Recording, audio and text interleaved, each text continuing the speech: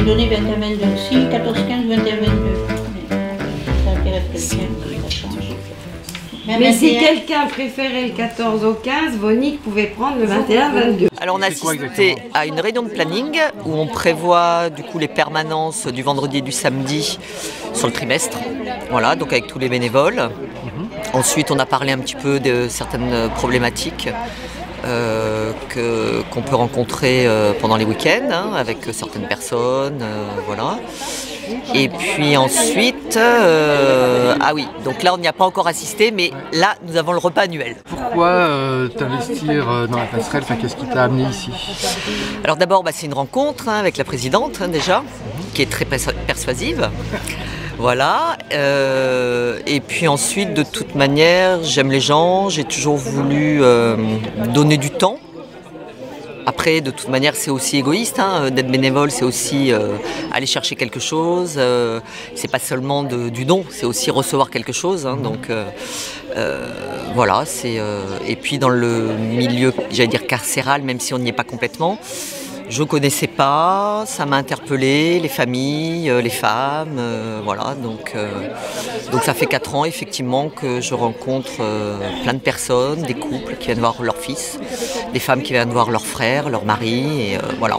Les histoires on les connaît pas, mais voilà, on les accompagne dans un moment, sur un week-end, et on essaye que ça soit, j'allais dire, serein, joyeux et léger. J'ai été bénévole au Resto du Cœur, là il y avait des formations au niveau de l'écoute, au niveau de l'accueil, voilà, c'était vraiment des formations. Là pour moi c'est des conférences, c'est plus nous qui écoutons que d'échanger ou d'avoir des techniques ou d'avoir, ou alors bon, j'ai loupé peut-être la formation. On reçoit, j'allais dire, toute la... Ce qu'il peut y avoir, ça peut être de la richesse, ça peut être la sympathie, ça peut être la reconnaissance de tous ces accueillis qui viennent. Bah voilà, ça apporte aussi quelque chose pour soi aussi. C'est du bénévolat qui est utile, que si effectivement nous étions plus de bénévoles, nous pourrions faire des permanences à 2, ce qui serait enrichissant et pour les accueillis et pour les accueillants, ça c'est clair.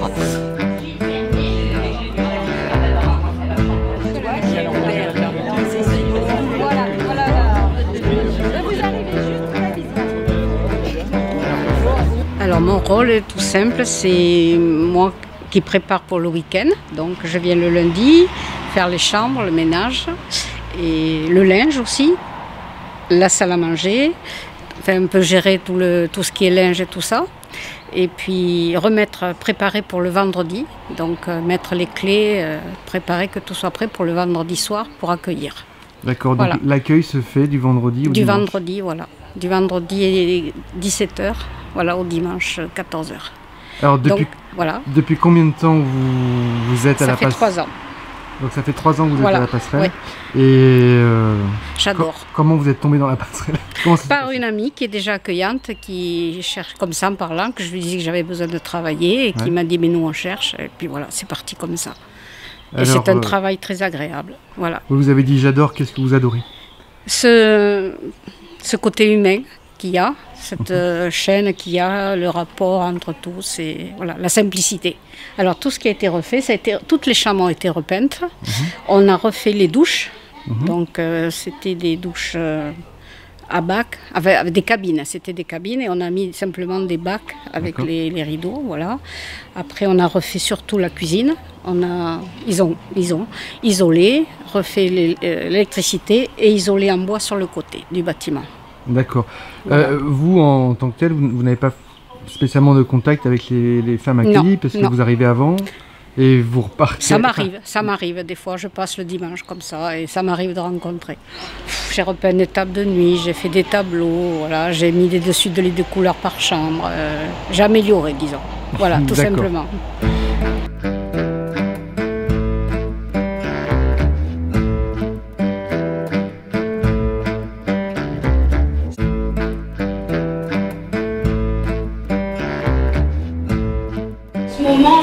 Là, on vient d'accuser une grande perte, donc on est sans doute une quinzaine pour l'instant. Donc voilà les 2 chambres du bas. Il y avait la salle à manger ici. C'est ça.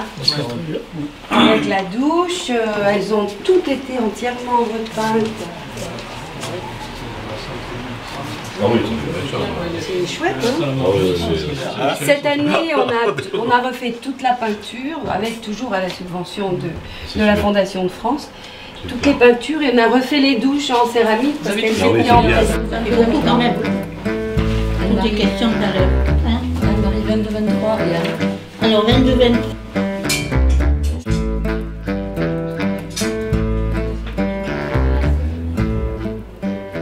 Ah oui, Mais je ne vais pas remplir les là, verres. quelque Non. part. On va pas commencer.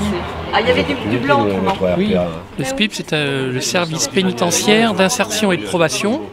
C'est un service qui dépend de l'administration pénitentiaire et qui est en charge du suivi des personnes qui sont condamnées par la justice, aussi bien un suivi en établissement pénitentiaire qu'assurer un suivi des obligations en milieu, ce qu'on appelle ouvert, c'est-à-dire que les personnes qui sont condamnées à des sursis avec mise à l'épreuve, des travaux d'intérêt généraux.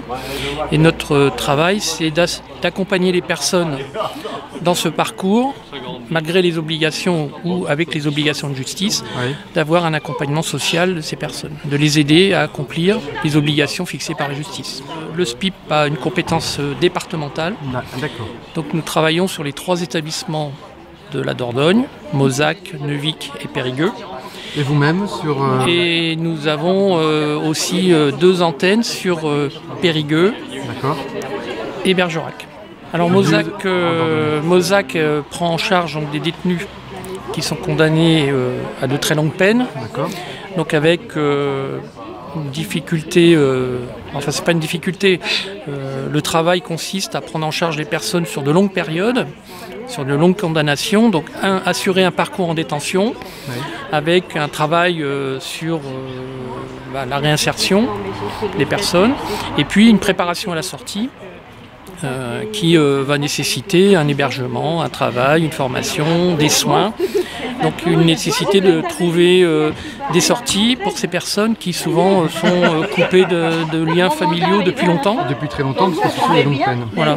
D'où l'intérêt de ce type de structure où nous nous trouvons ce soir. La passerelle, La passerelle, de manière à ce que les familles assuraient une continuité avec les familles qui souvent habitent très loin puisque l'établissement a une compétence nationale pour recevoir ce type de détenus condamnés pour un type d'infraction particulier. Donc les familles peuvent venir de Marseille, de Lille. Voilà. Donc les familles peuvent se déplacer à moindre frais puisque c'est l'intérêt de la passerelle et puis d'avoir un accueil aussi social, familial et qui est un accueil familial au sens où ils peuvent se retrouver pour discuter, pour faire part de leurs difficultés et aussi faire part de leurs difficultés d'être éloignés des personnes détenues. Nous travaillons toujours sous mandat judiciaire. C'est-à-dire que la personne, alors quand elle est en détention, elle est sous écrou. Et quand elle quitte l'établissement, si elle a une mesure de justice à la sortie, le SPIP assure le suivi à l'extérieur, mais toujours sous mandat judiciaire. S'il n'y en a pas, nous travaillons avec des partenaires, Pôle emploi, un certain nombre de structures d'hébergement, notamment l'atelier, notamment question de culture, sur la communauté de Bergerac. Alors nous travaillons aussi avec des structures nationales, avec un certain nombre de foyers d'hébergement, de communes, de CCAS.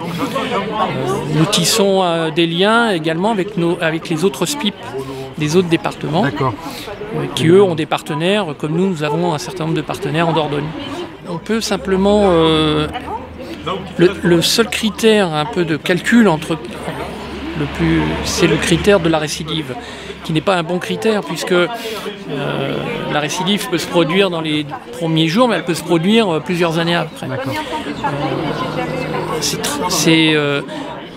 C'est toujours difficile d'établir une réelle réinsertion. Pour nous, quelqu'un qui est bien réinséré, c'est quelqu'un qui ne récidive pas. C'est la première de nos préoccupations. Et puis 2, qui se retrouvent insérés dans la société. Alors aussi bien par le travail, par le soin, par la famille, par un hébergement. Voilà. L'idée, c'est de de proposer aux personnes un parcours de manière à ce qu'elles puissent vivre en dehors de la délinquance. Est-ce que vous avez eu vent d'autres structures comme la Passerelle dans d'autres départements ou même en Dordogne? Alors en Dordogne, non, c'est la seule structure d'hébergement pour les familles, mais il y a d'autres structures qui permettent l'accueil des familles, mais simplement pendant les parloirs. D'accord. Notamment à Neuvic et à Périgueux, où d'ailleurs ils recherchent comme ici un certain nombre de personnes bénévoles et qui sont partie prenante dans la réinsertion et dans le retour à une vie classique ou normale de la part des personnes détenues.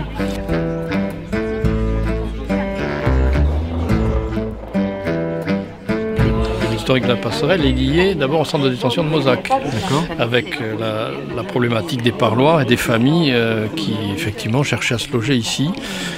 La Passerelle a commencé avec ça est une filiation de l'association qui existe toujours, de l'Arapège. C'est l'Arapège qui a été à l'initiative de cette problématique sur l'accueil des familles de détenus. Et l'Arapège finalement a élevé cette branche qui s'est constituée en association qui a pris le nom de la Passerelle, donc dans les années 90. Et on a commencé l'accueil des familles en louant des bungalows sur un camping municipal de Mozac. Et puis petit à petit les choses se sont étoffées. Et puis il y a eu l'opportunité de cette maison là, qui était habitée par un sauve-beufois célibataire qui a fini par mourir de sa belle mort. Et cette maison s'est trouvée à vendre. Et donc là a germé l'idée que ça serait peut-être pas mal que l'association fasse l'acquisition de cette maison grâce à une subvention conséquente. Alors à l'époque je ne pourrais pas dire les chiffres, du ministère de la Justice, de l'entraide protestante et de l'Église catholique. L'acquisition a pu être faite sans emprunt. Après, grâce à des subventions qui ont continué, celle de la mairie notamment de la Linde et de Sainte-Agne, les choses se sont mises en place. Et à ce propos, j'ai demandé mon rendez-vous et ça va marcher. Je lui en ai dit, ça va marcher. Voilà. À l'époque, j'étais conseiller municipal aussi à la Linde et j'intervenais comme médecin au centre de détention de Mozac. Membre de l'Église catholique, j'ai été ordonné diacre un jour dans les années 95 avec pour mission d'être attentif au monde carcéral. Donc, tout ça, ça a trouvé un petit peu une unité. Et d'ailleurs, depuis 10 ans, maintenant, je suis médecin dans les prisons de Neuvic et de Périgueux pour le centre hospitalier. Donc, ma vie est depuis longtemps liée à la détention depuis 81 quand je me suis installé ici. Et après, petit à petit, donc, alors le premier, il y a eu 2 ou 3 présidents qui sont succédés. Celui qui aura le plus marqué notre histoire, c'est Tristan. Monsieur Mercier, qui malheureusement ne peut pas parler, mais qui a été l'élément dynamique qui a permis d'élaborer des statuts qui ont été qui tiennent la route, enfin voilà, donc avec une rigueur. Et puis à cette époque-là, donc tout un tas de bénévoles. Justement aujourd'hui, je crois qu'il y a une quinzaine de bénévoles. Alors, les bénévoles, est-ce qu'il y a eu une grande époque de la Passerelle Alors la grande époque, ça a été l'époque où les bénévoles étaient à la fois accueillants et artisans.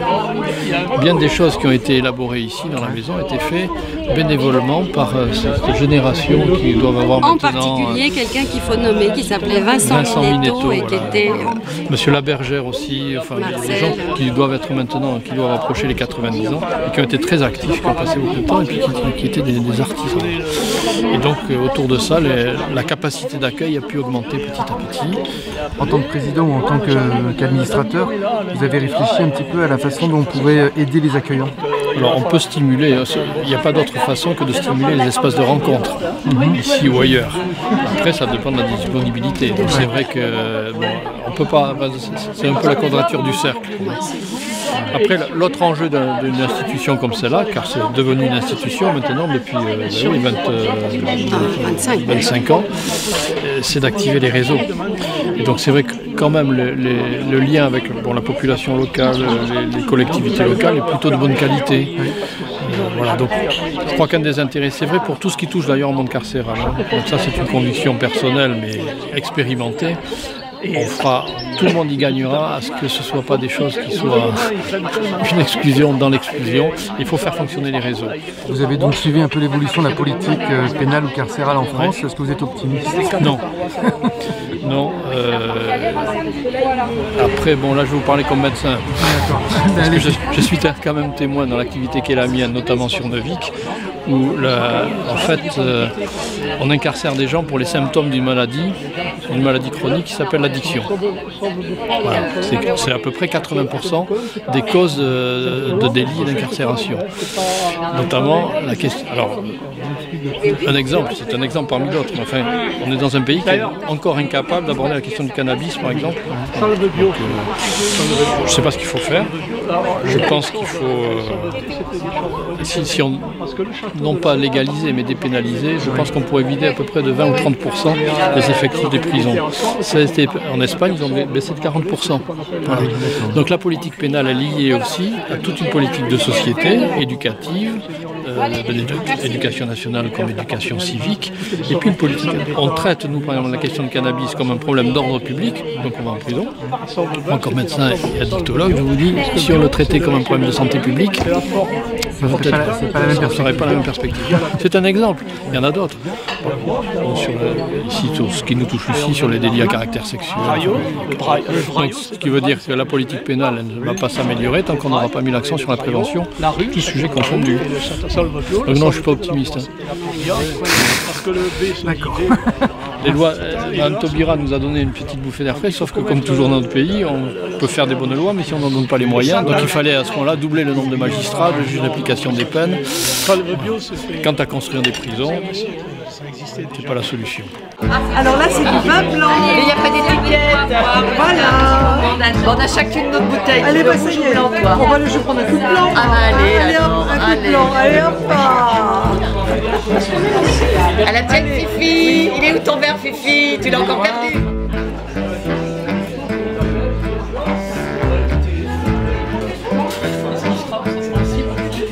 Ma chère Christine, je ne serai pas avec vous ce soir. Ce petit mot est pour tous les amis de la passerelle. En cette semaine où Bergerac veut, à travers la fête de la fraternité, renforcer les liens que tissent les hommes de bonne volonté, cette soirée à la passerelle prend sens. La passerelle est un lieu de fraternité où des fils se tissent, se nouent, se tendent et forment une trame. C'est un lieu où les chemins se croisent, où chaque week-end des femmes peuvent poser leur fardeau et en faire une pierre qui jalonnera leur longue route. La prison est un lieu de privation de liberté, mais la passerelle est pour certaines un lieu où la parole peut se libérer, puisque chacune sait que l'autre est là pour des raisons similaires aux siennes, et qu'une écoute bienveillante est là pour redonner espoir. Le bénévole de permanence fera parfois office de fil rouge. Quand chacun tissera ses propres fils, le fil rouge se mêlera aux autres. Il accompagnera par l'écoute et la parole les souffrances. L'écoute et la parole sont aussi au cœur des visites que font certains d'entre nous. Être visiteur de prison, c'est au-delà de la fraternité, croire en l'humanité, car demain, ces détenus qui bien souvent n'ont pas de visite familiale seront dehors et il est nécessaire de les aider à faire le lien avec la société. Une vingtaine de détenus de Mozac sont actuellement en attente de visiteurs. C'est pourquoi l'Association nationale des visiteurs de prison recrute. La collaboration de tous les acteurs qui sont présents ce soir est donc signe d'espérance. Amicalement, Chantal.